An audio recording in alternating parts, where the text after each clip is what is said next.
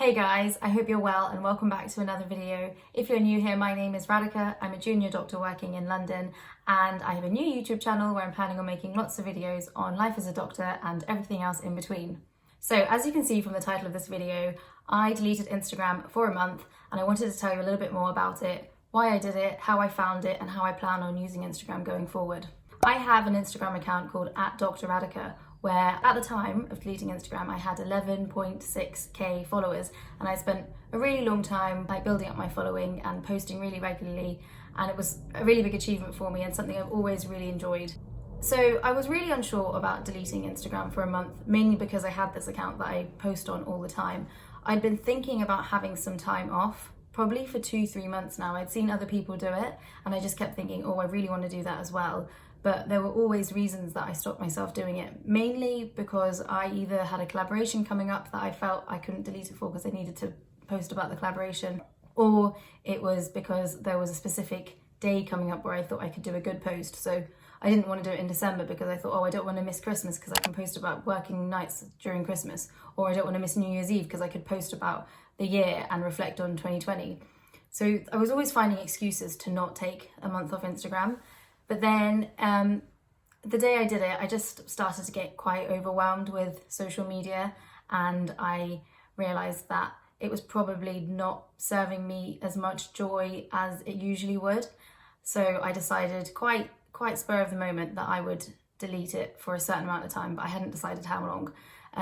So I did a post just to tell everyone, mainly because I didn't want anyone to worry that I wasn't okay, and also mostly because I wanted to be accountable. If I'd done a post, then I wouldn't come back on it a few days later. So I thought if I do a post telling everyone I'm taking some time off, then I would probably take it a bit more seriously. So then I messaged my brother and I asked him to change my password, and that was it. Then I didn't have Instagram on my phone. So then what ended up happening is, for the first week or so, I ended up going on Twitter loads, which I don't normally do. And I found that even worse. It made me feel really rubbish. It made me feel really stressed about work. It made me feel really stressed about coronavirus because I was following lots of doctors. So then I made a deal with my friend that I wouldn't go on Twitter either, because I just felt like it was making me really stressed out and anxious.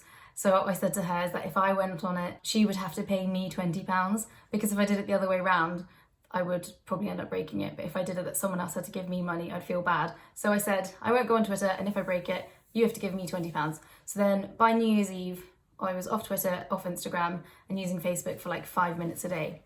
When I did it, I wasn't sure how long I would do it for. I thought probably at least a week, but I wasn't sure about how long after that. But then it got to 2 weeks in, and I kind of thought, let's just make it a full month, because that would be an achievement for me, and I'd also kind of get to enjoy the benefits of it as well. So that's what I did, and that's how much social media I used. And now I'm going to talk about what I've learned from it and how I plan on using Instagram going forward. So the first thing that happened straight away as soon as I deleted and had my password changed was that I just noticed so much less noise in my head.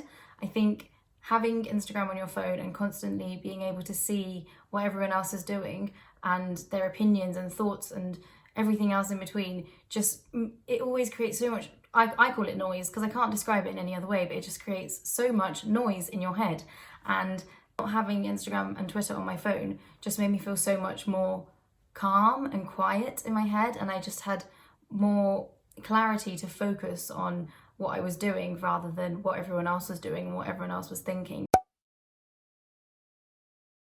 Everyone knows that comparison is the thief of joy, and even though I know that, it's so hard not to compare myself to other people, and it just felt really nice to not be doing that all the time.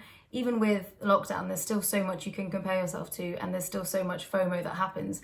Even just seeing other people's achievements, seeing what they're doing, even if I wasn't feeling like going for a walk one day and someone else went outside for a walk, I'd feel FOMO for not going for a walk, kind of FOMO for myself. So it felt really nice to not have that constant feeling of comparing and FOMO, and being able to just do what I wanted to do, how I wanted to do it, and not feel like I was doing the wrong thing or missing out. Time was a big thing that I gained from not being on Instagram for a month. Whether that be time to myself, time to do things, time to talk to people, time to FaceTime, time to read, all of these different things. I just found I had way more time, and we kind of don't realize how much time being on our phones and being on Instagram can take away from us. But I was so aware of it when I completely didn't have it for a whole month.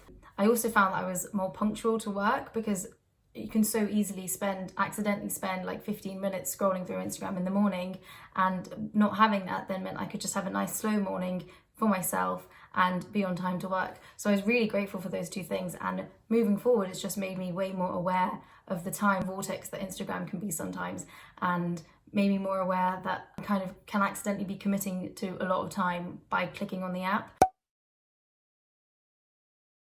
One really big thing, and I'm definitely going to carry on doing this moving forward, is being able to appreciate something good that happens to me without having to share it with everyone else. There were a few times that nice things happened and I was like, oh, this would be really nice to post on my story. But then I kind of had this moment of, actually, I don't need to post it on my story. I don't need to show everyone else that this good thing happened. I can just enjoy it myself, maybe tell a few friends, maybe message them a picture of something, but I don't constantly need to share in a way to get validation from everyone else. I can just validate myself and know and appreciate that a good thing happened without having to tell everyone else. It gives you that confidence and even more appreciation of something good that happens when you can fully enjoy it and keep it to yourself and your close ones rather than sharing it with everyone else. Now, one thing I didn't really expect but was really nice was communication with other people. Quite a few of my friends and family who maybe don't necessarily message me as frequently as otherwise had messaged me during my time off, particularly towards the end, and were just like, oh, hey Radhika, how are you doing? I just wanted to check in because you've not been on Instagram. And I think people take for granted that I'm constantly posting on my stories, but then don't, as a friend, wouldn't necessarily check in with me as they might with other friends.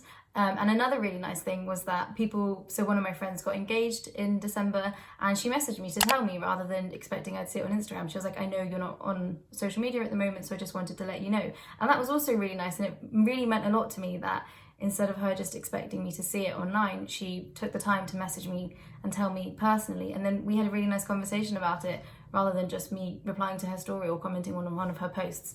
So I definitely found that my communication with my friends and family was a lot better during my time off, because people were making more of an effort and I was making more of an effort to communicate properly and in a more deeper way, I would say, than just on Instagram. So particularly during this time, I found it really nice to not have everyone else's opinion on everything and anything in the world. There were quite a few big things in the news over this time, and I think that it's really hard to separate, especially nowadays, to separate the news and what's going on in the world with social media and downtime.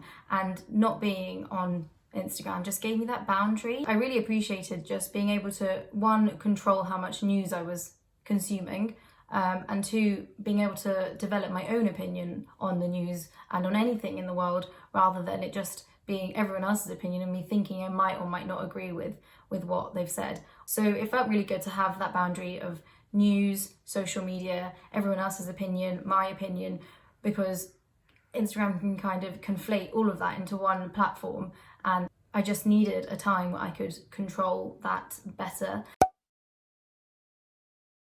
I am still posting on my Instagram, I'm back on it, but I'm just a lot more intentional about how I use it. I'm more aware of what I'm posting. I'm way more aware of how much time I'm spending on it. I'm letting myself get to lunchtime or get to the evening and not open the app, because it's absolutely fine. Instagram will still be there. Everyone will still be there. You're not missing out on anything. To be honest, there's the real world you're missing out on by being on your phone all the time. So it's really taught me a lot about my phone usage and how I'm using social media, and it's helped kind of make a little bit of a shift and a change in how I use it.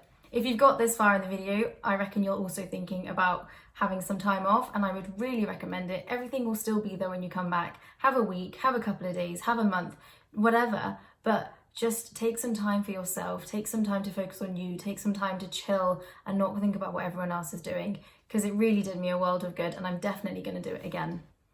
That's all I have to say. Thank you so much for watching. I really appreciate it. If you like this video, please do give it a thumbs up down there, because it really helps people know about my channel. Please do subscribe if you haven't done so already, and do give me a follow on Instagram if you like what I post. But if you don't, I won't be offended, because we need to control what we are consuming ourselves, and that includes who we follow. But yeah, thanks so much for watching. I hope you have a great day and a great week, and that is all. Goodbye.